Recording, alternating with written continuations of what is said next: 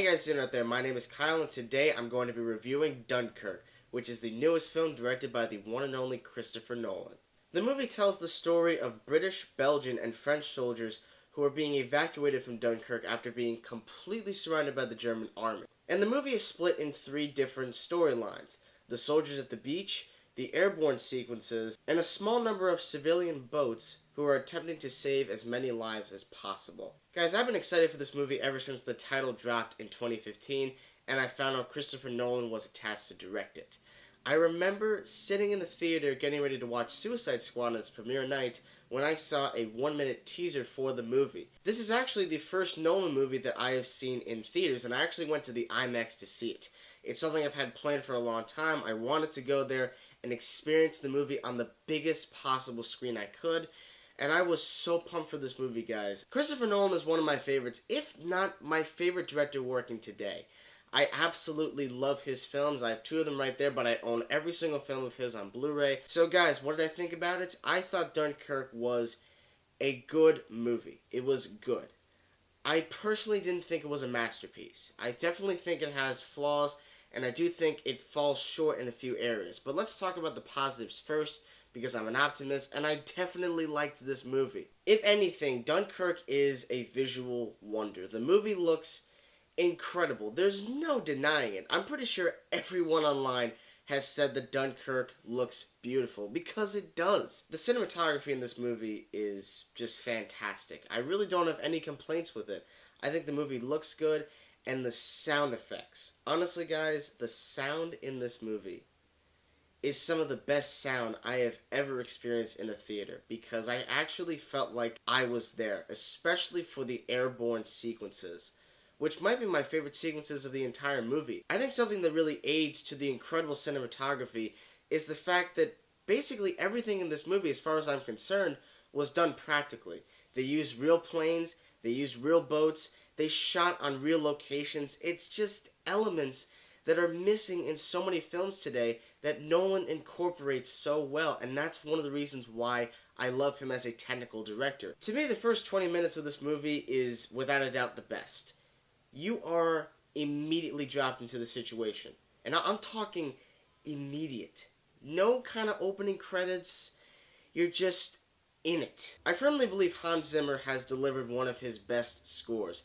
The score for this movie was absolutely phenomenal, and it worked so well in practically every single action sequence. There's a large emphasis on time in this movie, and one thing I discovered is that Hans Zimmer actually used Christopher Nolan's personal stopwatch as an influence to making the score for the movie, and he actually incorporated the sound of a stopwatch into his music. It works because the movie is very short. It's actually Nolan's second shortest movie to date. His shortest movie was Following, but that movie was like 69 minutes. The movie is, I believe, an hour and 41 minutes, which is not a long time. And since this is a very tense, epic war movie that only takes place during a couple of days, time is essential. This is a very unconventional movie. There are a lot of things that are done in this movie that I honestly have not seen in a war movie. For the most part, that's a good thing. However, there are areas where I do think that's a detriment. So let's start talking about the cons. My biggest issue, without a single shred of doubt, are the characters. Now, before I continue with my next few sentences, I will state that this has sparked quite a lot of controversy across the internet. There are a lot of people who really like this, and there are a lot of people who really don't. And for me, I'm somewhere in the middle, because I can understand some viewpoints, but when people are telling me that no character development was actually a great thing in this movie, that's where I disagree. I just can't agree to that. There really wasn't a single character in this movie that I personally felt connected to, because the movie jumps from plot point to plot point. With this element being practically stripped away because there's barely any character development, if not any, it was hard for me to be connected or to be emotionally invested with really anyone in this movie. Now, I completely understand that Nolan's intent was to show us the moment. It's not supposed to be about a bunch of characters sitting around saying, hey, do you have some girlfriend, or you have a wife you're going to go home to. I can understand why people are making that argument, but when you can't remember anyone's name,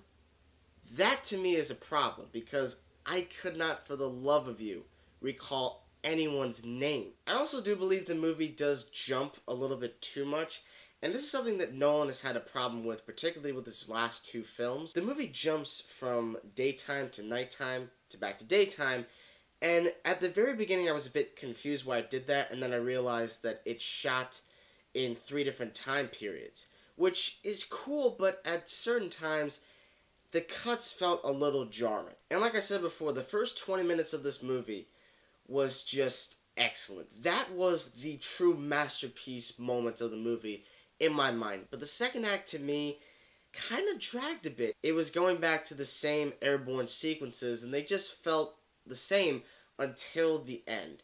And I really think the movie picks up in the third act, and particularly the final 20 minutes. It's funny, it's like the first 20 minutes was amazing, and the final 20 minutes were amazing. So guys, in the end, Dunkirk was definitely a visual treat, and I thought it was a very good movie.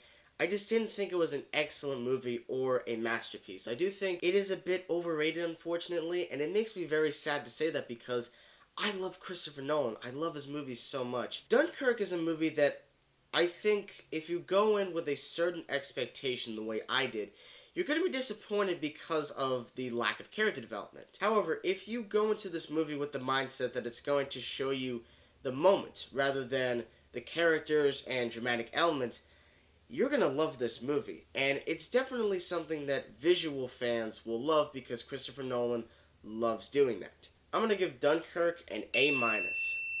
So guys, what are your thoughts on Dunkirk? Do you think it is the best movie of 2017?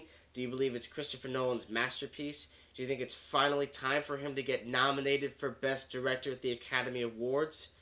Because I definitely think it's time. Anyways guys, please tell me your comments down in the comment section below. Thank you so much as always for watching. You guys are really the best. Look forward to my review of Atomic Blonde coming next week. I'm very excited to see that movie. Charlize Theron is awesome. I can't wait to see what she does in that film. I'm also planning on seeing Valerian. I honestly had no intention of seeing the movie, but I do feel like every film deserves a chance. So I'm going to go see it. Hopefully I'll like it. Anyways, guys, thank you so much as always for watching, and stay tuned.